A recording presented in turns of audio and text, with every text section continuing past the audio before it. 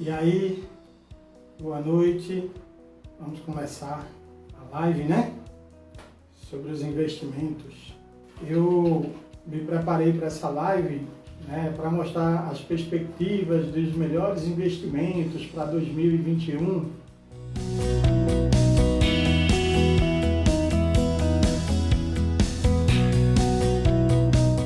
Esse ano foi um pouco difícil, principalmente para o mercado, para o trabalhador, para o empregador. A gente está tendo ainda um ano muito turbulento, né? E o que eu queria falar para vocês é que, assim, apesar do início do ano ter sido bem eufórico e se falar de investimentos, que a Bolsa subiu logo no início do ano, janeiro, fevereiro, até o início de março ela estava em ascendência, e quando veio o lance da pandemia, despencou, né? Ela caiu e junto com ela caiu tudo, caiu renda fixa. E aí o que eu vou abordar com vocês é exatamente esse panorama, né? Do que aconteceu em 2020 e o que nos aguarda em 2021.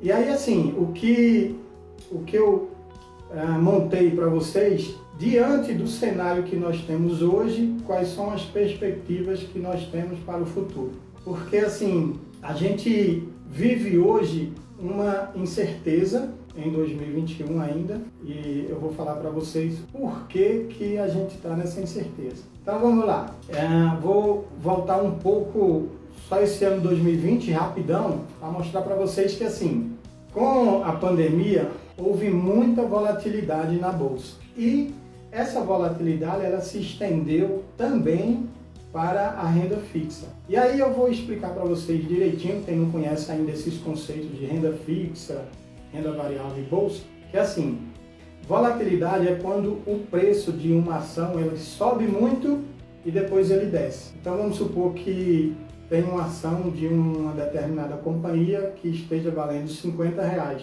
Quando veio a pandemia, essa ação caiu para R$30. Significa que quem tinha 1.000 ações deixou de ter R$50 mil, passou a ter R$30 mil. Então houve uma queda. Mas há uma reação e isso pode ter subido. Então pode ser que agora essa empresa, essa companhia tenha R$70. Então se você tem R$1.000, você passou para R$70 mil.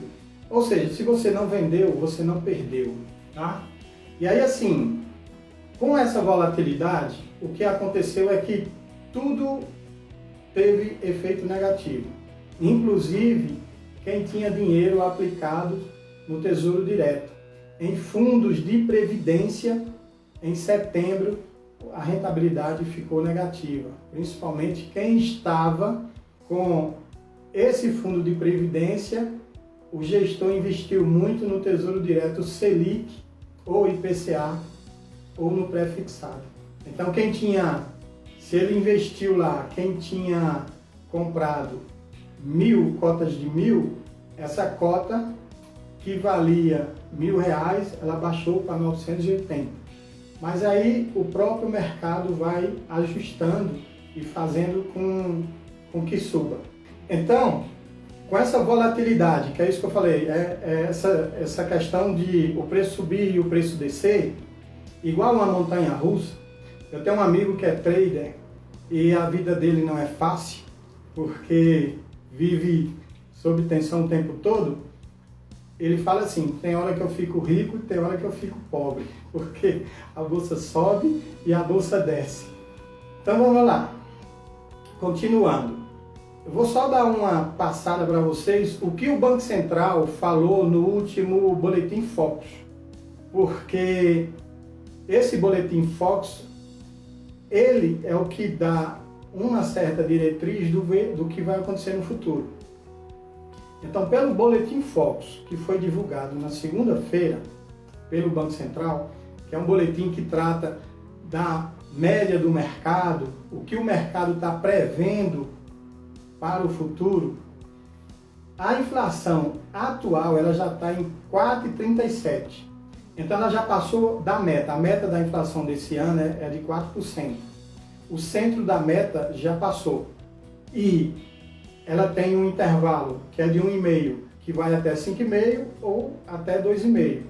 Ela está dentro da meta, mas não está batendo no centro da meta. E assim, essa meta da inflação, um dos itens que faz esse controle é exatamente a taxa Selic. Eu vou falar um pouco da taxa Selic para vocês, porque quem é conservador, a taxa base é essa taxa Selic. Ela que baliza todas essas operações. E o IPCA, que é a inflação, para 2021 a inflação já está prevista em 3,34%, para 2022 em 3,5% e para 2023 em 3,25%. Então significa que a inflação vai ficar na casa de 3, 3,5% pelos próximos 3 anos. E qual é o desafio dos investidores? É que a gente consiga ter ganhos reais acima da inflação. Ok? A taxa Selic, que é a taxa base, a taxa de referência, ela hoje está em 2%. Para 2021, já se prevê ela chegar a 3%. Em 2022, ela vai dar uma subida para 4,5%, e em 2023 já tem uma previsão de 6%. Ou seja, a taxa Selic vai ter uma tendência de alta, né? Vai subir. E o que é interessante vocês saberem nisso? Quando a taxa Selic, uma taxa de juros, ela sobe, o preço dos papéis, então quem compra tesouro direto, por exemplo, o preço vai cair.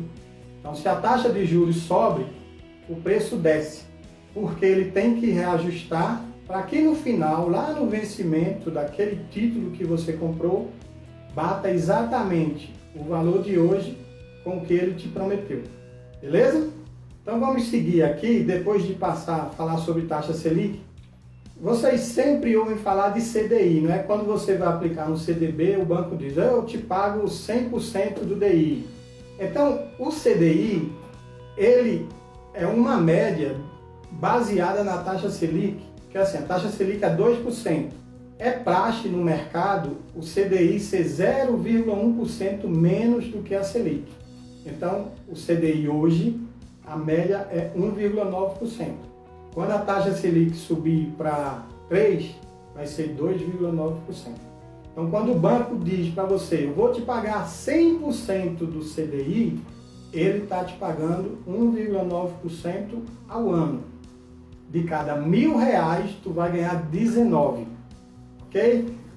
E aí o que aconteceu, né? Nesse ano, depois desse cenário todo, o que é que a gente está vislumbrando para 2021? Em 2021, existe um cenário positivo e o cenário negativo. O cenário positivo é a vacina. Se tem vacina, o mercado volta a atuar. Porque aí todo mundo volta a trabalhar, todo mundo volta a sair, todo mundo volta a viajar, todo mundo volta a comprar, a consumir. Ou seja, todo mundo vai ser beneficiado quando for vacinado. Se essa vacina resolver o problema da Covid, que é o que todos esperam, 2021 vai ser uma maravilha, porque tudo que ficou represado em 2020 vai sair para 2021. Então as perspectivas são boas para todos, né? Para quem trabalha, para o empregador, para quem vende, para quem gosta de consumir, para quem gosta de viajar, para quem gosta de se divertir. Vai ser uma maravilha esse 2021. E é aí onde a gente tem que investir para ganhar dinheiro.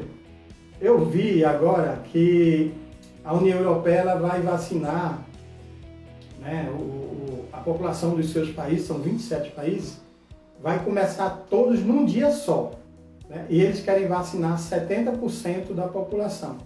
Se ocorrer isso, será uma maravilha, porque as atividades vão voltar a ser como antes, né? Não vai ter mais aquele lance de fecha comércio, fecha restaurante, fecha bar. Então, assim, isso vai melhorar muito para quem gosta de investir e se divertir também. Aí eu vou dar agora um recado para quem gosta de poupança. Para quem coloca dinheiro na poupança, hoje a poupança está rendendo 1,4%. Significa de cada R$1.000 você vai receber R$14 no ano. É como se fosse assim, 1.000 pãozinhos. Você comprou 1.000 pãozinhos, depois de um ano você vai receber 14 pãezinhos. Se você colocar no CDI, 100% de CDI, qualquer produto, CDB, LCA, LCI, debêntures ou um fundo de renda fixa, o CDI está te pagando 1,9%, que seria R$19 nesse valor de 1.000 que eu dei para a poupança. Então você já tem um ganho aí de R$5, ou no caso do exemplo que eu dei de pãezinhos, seria 5 pãezinhos a mais. E por que eu falo que a poupança você está perdendo por poder aquisitivo? Porque assim, o que te faz deixar o dinheiro na poupança? Então, os argumentos que eu ouço das pessoas. Primeiro, é que é seguro. Mas a mesma segurança que tem a poupança, tem o CDB, tem o LCA, tem o LCI. É a mesma coisa. Quem garante essa proteção é um órgão chamado FGC, Fundo Garantidor de Crédito. Esse Fundo Garantidor de Crédito, ele te dá uma proteção de até R$250 mil por instituição financeira. Significa que não faz sentido você que tem menos que 250 mil ter medo de colocar o dinheiro em um outro produto, porque na poupança você tem a garantia. Não, é a mesma coisa, não muda. CDB, poupança, LCA, é a mesma coisa, a garantia é a mesma. Algumas pessoas ainda pensam que tem a garantia do governo. Não existe garantia do governo para a poupança. Se você tem um dinheiro no banco, esse banco ele não for um associado do FGC e o banco quebrar, você perde o dinheiro. Sendo bem prático, se você tem R$400 mil e o banco quebrar e for associado ao FGC, você vai receber R$250 mil e os 150 mil, tchau, perdeu. E assim, a gente tem que desmistificar esse fato de que a poupança é um produto seguro. Ele é seguro, mas igual aos outros produtos, não tem diferença, esses outros que eu falei. Qual é o produto que hoje é garantido pelo governo? É só o Tesouro Direto. Por quê? Porque quem emite é o Tesouro Nacional. Esse é o mais, como é que eu vou dizer? É o mais seguro que pode ter hoje. Você só vai perder esse dinheiro se o país quebrar. E quebrar completo. E para o país quebrar, meu amigo, já quebrou foi tudo. Os bancos já quebraram, o comércio já quebrou tudo. Então, o dinheiro hoje mais seguro seria o Tesouro Direto. Então, esse recado de quem aplica em poupança, o que eu sugiro é procure algum outro investimento que te dê uma rentabilidade melhor do que a poupança. E eu acredito que quase todos vão te dar essa rentabilidade melhor. Agora vamos partir para investimento propriamente dito. Eu vou dar uma frasezinha de um economista vencedor do Prêmio Nobel, Daniel Kahneman, o nome dele. Ele disse o seguinte, que o investidor ele não tem aversão ao risco, ele tem aversão à perda. E por que ele fala isso? Porque quando alguém diz, fulano de tal está investindo num determinado produto e está tendo um rendimento fantástico, as pessoas já querem saber que produto é esse e querem investir. E aí não está o problema. Quanto maior o seu ganho, o seu rendimento, maior é o risco de você perder também. Então não adianta ir com a usura. Sabe aquele lance de ir na usura? Ah, fulano está ganhando muito dinheiro, eu vou colocar ali também que eu vou ganhar. E aí eu vou só fazer um alertinho para vocês, que é o que está acontecendo, assim, de uma forma um pouquinho mais diferente, a abordagem, que é sobre pirâmide financeira. Pirâmide financeira sempre existiu e sempre vai existir. Se alguém um dia pergunta para você, que tal eu investir num produto que vai me dar um retorno de 10% ao mês? 10% ao mês você vai dançar. Porque se a taxa Selic é 2% ao ano, como é que o cara vai te dar 10 ao mês? Não faz sentido isso. Então, corra e fuja.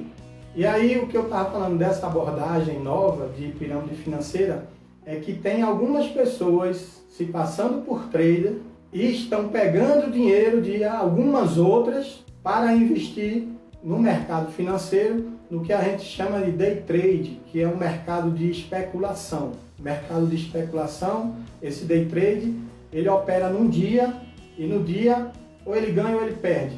Não tem muito meio termo, tá? Não pode ficar para o outro dia. Não, é no dia que tem que fechar a posição. Ou ganha ou perde. A Avestruz Master é um exemplo de pirâmide financeira. Boi Gordo é exemplo de pirâmide financeira. E ultimamente tem uns traders, quer dizer, na verdade não são traders, porque traders são pessoas sérias. Eu conheço muitos traders, pessoas seríssimas, honestas, ganham dinheiro da forma perfeita, tudo certinho junto com a CVM, que é o órgão fiscalizador, que é a Companhia de Valores Imobiliários. E são pessoas que eu tiro o chapéu. Agora, se alguém diz que é trader e pede dinheiro para você, esse cara não é trader. Já estou deixando claro isso para você. Não dê dinheiro para ninguém investir por você. Você que tem que investir. No máximo, você pode dar o dinheiro para uma corretora, lógico, para um banco, lógico, porque são órgãos que são oficiais, né? São órgãos que fazem parte da regulação do sistema financeiro brasileiro. Agora, uma pessoa física diz assim, me dê 50 mil reais, 30 mil reais, que eu vou te dar 10% ao mês, 20% ao mês, isso é falácia, velho. Pode até ser que ele te dê esse dinheiro com quem aportou depois. Aí ele pega o dinheiro dessa outra pessoa e te paga. Mas se todo mundo pedir os juros de uma vez, ele quebra totalmente, tá? Então, é só um alerta sobre dinheiro fácil. Não existe dinheiro fácil. Tudo tem que estar na média do mercado. E eu vou até explicar para vocês. Renda fixa, tem o parâmetro de renda fixa é o CDI, que está atrelado à taxa Selic. Lembrem sempre disso. Parâmetro de renda fixa é o CDI. Então você pode estar 100% do CDI ou um pouco acima. Se estiver acima, ótimo, maravilha. E aí eu vou falar de 4 letrinhas mágicas para quem investe. A primeira letrinha é a rentabilidade. Quem vai investir tem que verificar qual é o retorno. Se for renda fixa, que é o que eu falei já, CDB, LCA, LCI, debêntures, o parâmetro é o CDI. O seu objetivo é que seja, no mínimo, 100% do CDI.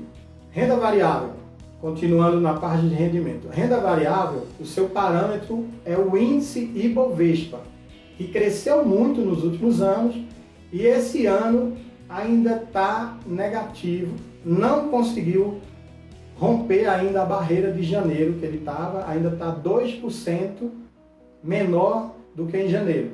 Mas pode ser que ele consiga atingir. Ele chegou a 118 mil pontos em janeiro, despencou para 60 e poucos mil pontos e saiu subindo, rompeu a barreira dos 100 mil e agora está em torno de 112, 114, 115. Se chegar a 118 até o final do ano, ele iguala com o início de janeiro, dia 2 de janeiro desse ano. Isso aí é uma recuperação extraordinária diante do que a gente passou, né, desse problema. Risco, você sempre tem que analisar risco. Existem produtos de baixo risco e produtos de alto risco. Produtos de baixo risco são aqueles de renda fixa, CDB, LCA, LCI. Produtos de alto risco, aí entra ações, fundos de índice, fundos multimercado, fundos de ações, fundos imobiliários, que eu já vou falar para vocês daqui a pouquinho. Então assim, vamos lá, foi rentabilidade, foi risco, vamos para o terceiro, liquidez. Você sempre tem que estar atento à liquidez. Liquidez é você transformar aquilo que você tem, o ativo que você tem em dinheiro, de forma rápida. Por exemplo, CDB. CDB você pode resgatar no dia, ele já cai na sua conta. LCA, você tem 90 dias de carência. Então, se você aplicou hoje, dia 16 de dezembro, você vai ter que esperar janeiro, fevereiro, março, até aproximadamente o dia 15 de março, para você poder resgatar de uma forma diária. Então, ele já não tem essa liquidez no início. Debêntures. Vou até explicar para vocês o que é debêntures. Debêntures é assim, tem uma empresa que precisa de dinheiro. Ela chega no banco e diz, eu vou emitir um título, esse título se chama debênture, de, vamos supor, R$1 milhão e eu vou pagar 10% ao ano. O que é que o banco faz? O banco vai atrás de investidores que queiram colocar o dinheiro e depois de um ano essa empresa vai te pagar 10%. Isso é debêntures. E você não pode resgatar antes, você só pode resgatar no vencimento. Então tem debêntures de 1 ano, de 2, de 5, de 10. Uma das vantagens da debêntures é que assim, existem debêntures que são incentivadas pelo governo. E elas são praticamente de construtoras, por exemplo, porque são as empresas que trabalham na infraestrutura do país. Então o governo, para incentivar, ele diz assim, essa é uma debênture incentivada. E que incentivo é esse? Eu não vou cobrar imposto. Então se ele te prometeu 10%, vai ser 10% líquido. Não tem imposto que vai incidir sobre debênture. Beleza? E a última letrinha seria a diversificação. Você tem que diversificar seus investimentos. Logicamente que você tem que saber diversificar. Não adianta você comprar 10 CDBs, 10 LCAs e 10 LCIs. Isso é a mesma coisa. O seu risco é o mesmo. Você tem que diversificar de uma forma que os produtos eles não sejam correlacionados, né? Que tenha uma correlação inversa para que valha a pena. Porque quando você compra tudo, mesmo sendo produtos diferentes, mas que eles são correlacionados, são todos atrelados ao CDI. Se o CDI sobe, todos sobem. Se o CDI desce, todos descem. Não adianta nada. Então você tem que diversificar de uma forma que exista uma correlação inversa. Para que tem hora que um esteja subindo, o outro pode não estar subindo, mas está por aqui. Quando um cai, o outro pode subir. E assim você vai reequilibrando sua carteira. Então são esses 4 itens das 4 letrinhas mágicas, R, R, L, D.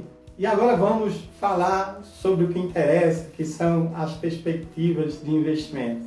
Então vamos lá. Primeira coisa, eu espero que todos vocês tenham reserva de emergência. O que é uma reserva de emergência, né? Reserva de emergência é você ter um dinheiro que te garanta você sobreviver de 6 meses a 1 ano, no caso, quando ocorrer algum fator que você não estava prevendo. Então, para quem trabalha na iniciativa privada, perdeu o emprego. Para quem não trabalha na iniciativa privada, por exemplo, servidor público, ele não vai se preocupar com o salário dele, mas ele deve se preocupar com a saúde. Tem plano de saúde? Sim, mas nem todo plano de saúde cobre todos os custos médicos. Então pode ser que algum exame que você necessite, ele não esteja dentro dessa cobertura. Então é necessário que você tenha essa reserva de emergência também, mesmo sendo servidor. Para quem é empresário, mesma coisa. Problema na empresa, então você tem que ter uma reserva de emergência para a empresa e uma reserva de emergência pessoal também, para que você não fique misturando o dinheiro que é da empresa com o seu dinheiro. Tem que separar as coisas, né? O joio do trigo. Uma coisa é uma coisa, outra coisa é outra coisa. Então a reserva de emergência ela é importantíssima. Qual é o cálculo básico? Você pode calcular em torno de 6 meses a 1 ano dos seus custos mensais. Essa é a sua reserva de emergência. E onde é que você vai colocar essa reserva de emergência? A reserva de emergência, ela tem que ter lá naquela letrinha que eu falei, na terceira letrinha de liquidez, tem que ter na hora. Então tem que fazer dinheiro na hora. Pode ser tesouro direto, que você solicita o resgate num dia e o dinheiro vai cair na sua conta no outro dia, por volta das 3 horas da tarde, que é quando o Tesouro Direto manda o crédito para os bancos. Você pode ter CDB, que o CDB você resgata no mesmo dia, na mesma hora. Você pode ter um determinado fundo de renda fixa que esteja atrelada aos ativos seguros, que são os ativos do Tesouro Direto, Selic principalmente. Eu já vou explicar para vocês os 3 tipos de Tesouro Direto para que vocês tenham ideia do que pode acontecer se você colocar no Tesouro Direto errado, que tem uma volatilidade alta. E a outra coisa, essa é importantíssima de você guardar essa reserva de emergência, pode ser também para uma oportunidade. E aí eu vou te dar um exemplo de uma oportunidade. Em março, quando a bolsa caiu e ninguém sabia quando ia voltar, em abril ela começou a subir um pouquinho. Eu tenho alguns amigos que começaram a fazer aportes em abril, maio, junho, quando a bolsa estava subindo. Então, eles não pegaram a base da queda, mas pegaram o início. E isso é importante porque porque ela vai estar subindo. Então, quem pegou a bolsa lá a 70 mil pontos, a bolsa já está a 112, 114, já subiu 40 mil pontos. Se você considerar de 60 mil para 110, no caso dá 50, você quase dobrou. Se você tinha 100 mil reais, você foi para 180 mil. Assim, ó, nessa reserva de oportunidade. Você tinha um dinheirinho lá guardado e foi. Outra coisa que é interessante vocês pensarem sempre quando tem reserva de emergência. Os grandes bancos, nem sempre eles pagam 100% do CDB. Então é interessante que você coloque em algum banco que te pague no mínimo 100% do CDB. Aí vem aquela velha história das tarifas, né? Aí vou dar uma dica para você, banco digital. Banco digital você não paga um centavo de nada. Você não paga um centavo de nada, nem de extrato, nem de saldo, nem de tarifa, nem de transferência. E tem o Pix. Quem não viu o meu vídeo do Pix, procura lá, J. César Investimentos, Pix. Eu explico tudo direitinho do que é o Pix, que é uma maravilha, é a revolução depois da TED, que veio no sistema de pagamentos brasileiro, naquela primeira fase, e agora ele está melhorando. E agora o Pix, a vantagem do Pix, você pode fazer transferência sábado, domingo, feriado, à noite, de manhã, de madrugada. Não tem mais aquela história do cara tá te devendo e diz, aí, o banco tá fechado. Não tem mais isso. Ele pode transferir a qualquer momento para você. Tá bom? E aí, assim, uma dica de bancos que vocês podem ter o CDB acima dos 100% do DI. Tem Decoval, tem ABC, tem Sofisa. Então vocês podem dar uma olhada nesses bancos.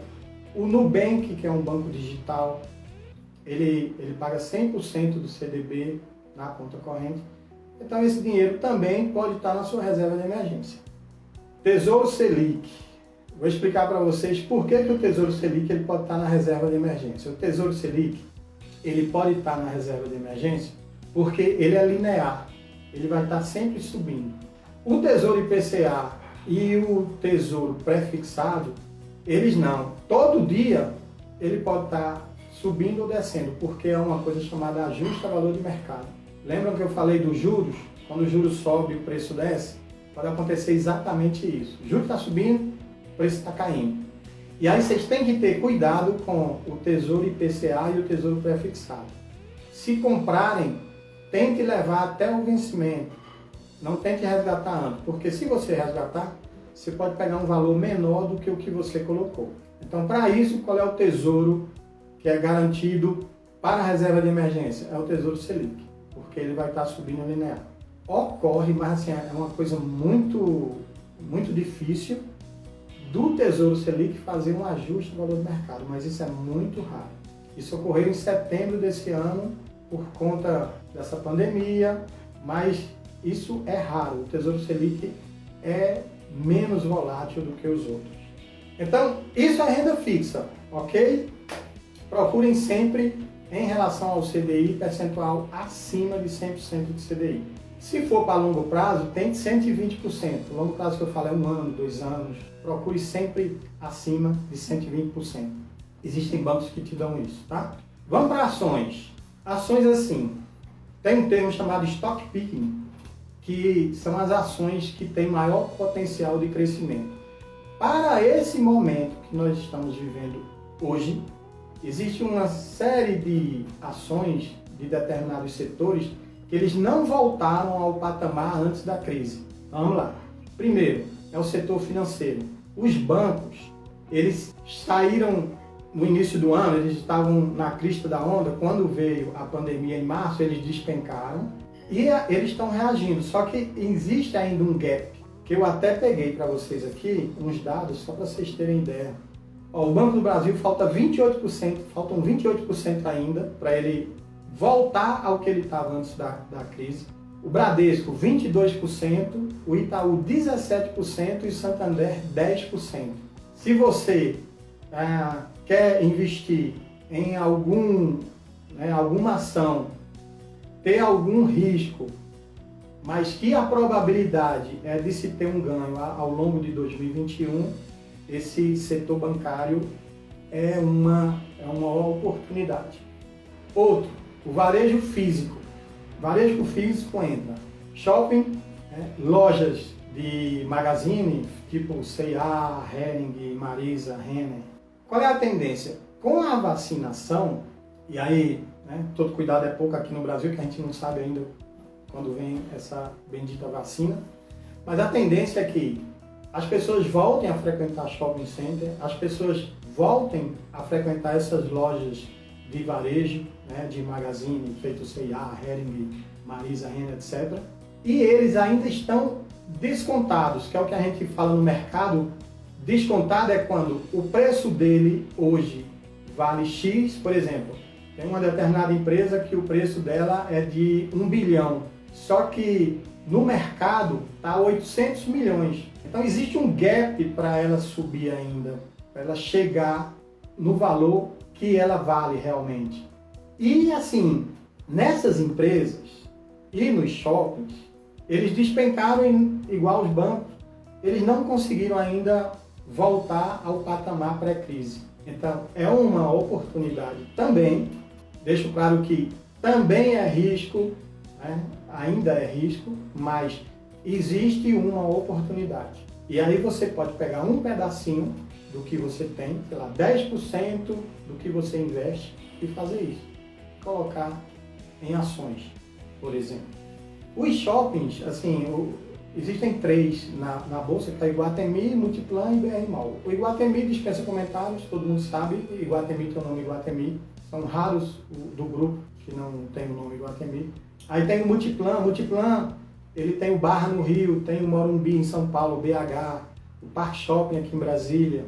E o Multiplan é um que tem 4 bolinhas assim, verdes. E tem o BR Mall, o BR Mall.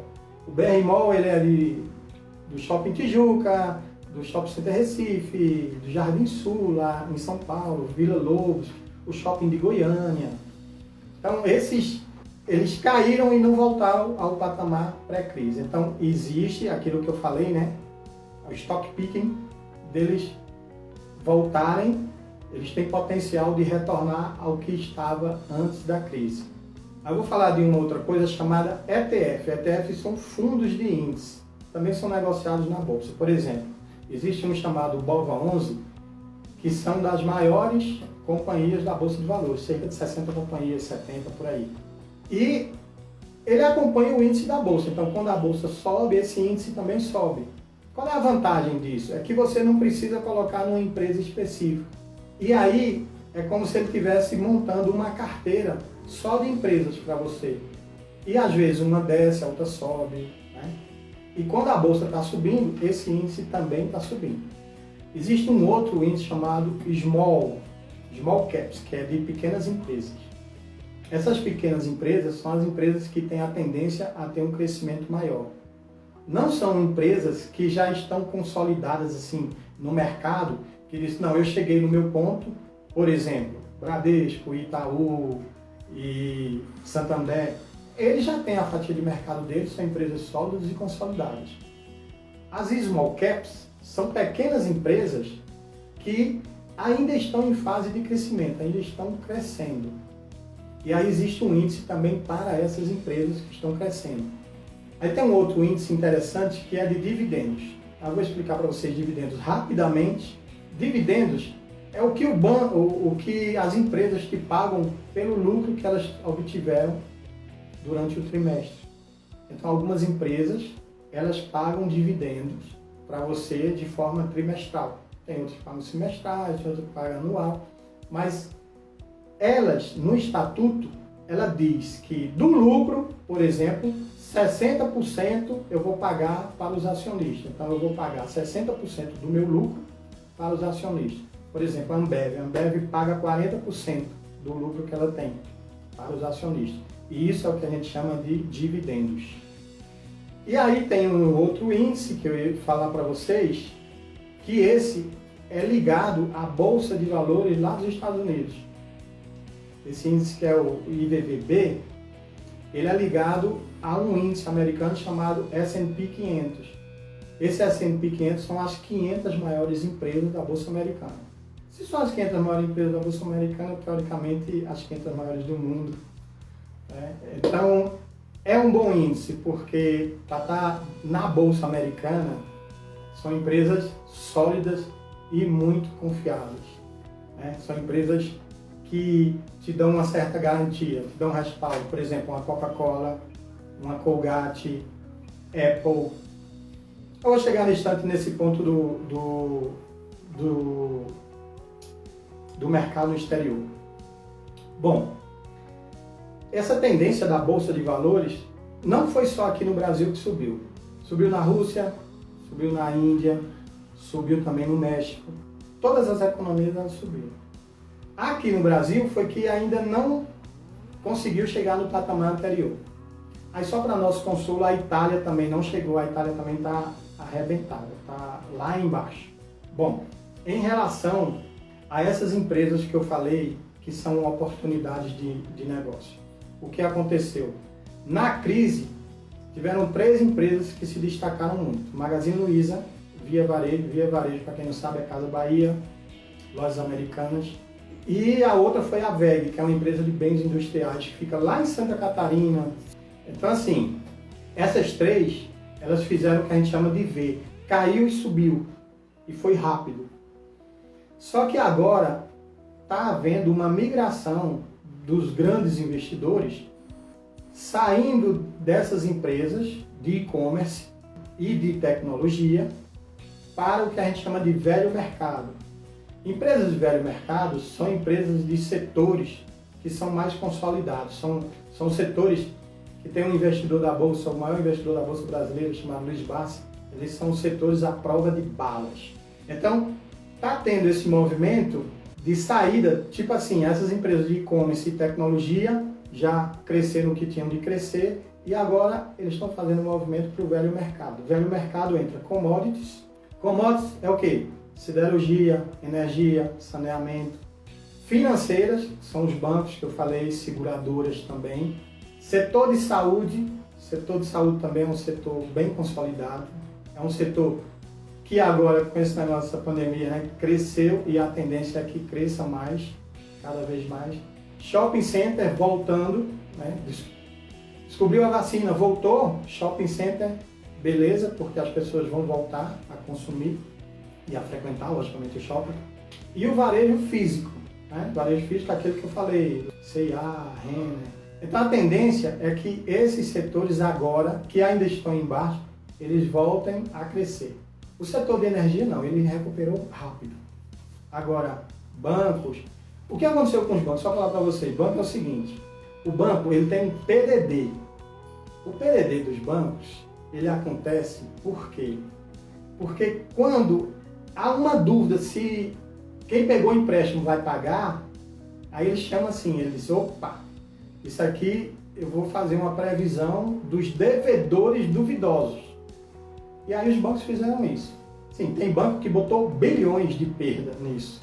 Só que eles viram que eles botaram um negócio muito grande e a realidade parece, graças a Deus, né, não bateu com o que eles estavam pensando. Então, a tendência é, se não bateu com o que eles estavam pensando, eles vão ter mais lucro. Porque quando eles colocam isso, eles tiram o lucro do banco. Então, isso vai ajudar também para que os bancos voltem ao patamar que estava antes da crise. Aí, beleza, de ações. Aí outra parte que também tem um pouquinho de risco é a parte de fundos imobiliários. Então, fundos imobiliários é assim, você não tem dinheiro para comprar um comércio, mas você pode comprar um pedacinho de comércio, você pode comprar um pedacinho de shopping, porque existe fundo imobiliário de shopping center. Você pode comprar um pedacinho de um galpão de logística. Galpão de logística, para quem não sabe, é onde, tipo, Casas Bahia, Magazine Luiza, deixa os seus estoques. E aí quando você compra, ele pega desse galpão e leva. Então ele tem galpões em vários lugares do Brasil, para que seja rápida essa entrega. A Amazon faz isso. A Amazon já tem a experiência americana, veio aqui para o Brasil e esses grandes e-commerce brasileiros também estão fazendo isso. Então é uma tendência de crescimento também, galpões de logística. Então se você investir no fundo imobiliário de galpão de logística, a tendência é que haja esse crescimento. E tem lajes corporativas também. Laje corporativa é assim, você tem uma empresa e aí você não compra um prédio, você aluga o andar do prédio e coloca a sua empresa lá dentro. Isso é uma laje corporativa. Só que com a pandemia, há uma incógnita se realmente esse mercado vai encolher. Porque pode ser que várias empresas entendam que 500 pessoas não precisam mais ficar trabalhando lá naquele andar que foi alugado. Mas não, eu vou deixar 250 em casa e vou alugar um lugar menor de 250. Então tem que ter um pouquinho. Uma dica de fundos imobiliários. Procure sempre um fundo que seja multi. O que é isso? É um fundo que você tenha multi-inquilinos. Por exemplo, shopping center, um fundo de shopping center que tem várias lojas. Procure sempre um fundo que é multi-região, ou seja, que tenha lojas em vários lugares do Brasil, não somente num estado ou numa cidade, porque pode passar uma crise nessa cidade e acontecer alguma coisa, e se ele tiver em outros, distribuído em outras cidades, outros estados, os outros podem subir também. E o outro multi é que seja um fundo com multi-imóveis. Não adianta ter um fundo com um imóvel só, porque se o inquilino for embora, tchau, né? Acabou, não tem mais aluguel. Existe um fundo desse aqui em Brasília, velho, do Banco do Brasil, que quando eu recebi a proposta de entrar, eu disse, putz, se o governo disser assim, ó, Banco do Brasil, tchau, como é que vai ficar esse fundo, né? Complicado. Esse problema ocorreu muito no Rio de Janeiro com a Petrobras. A Petrobras tinha muitos prédios alugados e muitas pessoas fizeram um fundo de investimento de um imóvel. Aí quando a Petrobras saía, perdeu o inquilino, e aí? Não tem renda mais, acabou-se. Beleza? Então fica essa dica para vocês de fundos imobiliários. Vamos para o exterior. Exterior, quem puder investir no exterior, eu sugiro que faça. É muito mais fácil hoje. Você não precisa sair de casa, você abre a conta aqui de uma corretora lá. Existem brasileiros que fizeram uma corretora nos Estados Unidos, o site é todo em português, tem a parte em inglês também. E você vai estar colocando uma parte do seu dinheiro numa moeda forte, né, que é o dólar. E como é que se chama ações lá, essas empresas? Chama-se de estoque. Então você pode comprar estoque da Amazon, Tesla, Apple, Facebook, Berkshire, que é do maior investidor da Bolsa Americana, né, que é o Warren Buffett, Coca-Cola, Colgate, bom, enfim, N empresas. E você tem um índice lá, semelhante ao que eu falei, você tem um IVVB aqui no Brasil, que reflete o S&P 500 lá americano. Então, lá você tem esse ETF, que é o S&P 500, que são as 500 maiores empresas do mundo, provavelmente, se está na Bolsa Americana, né?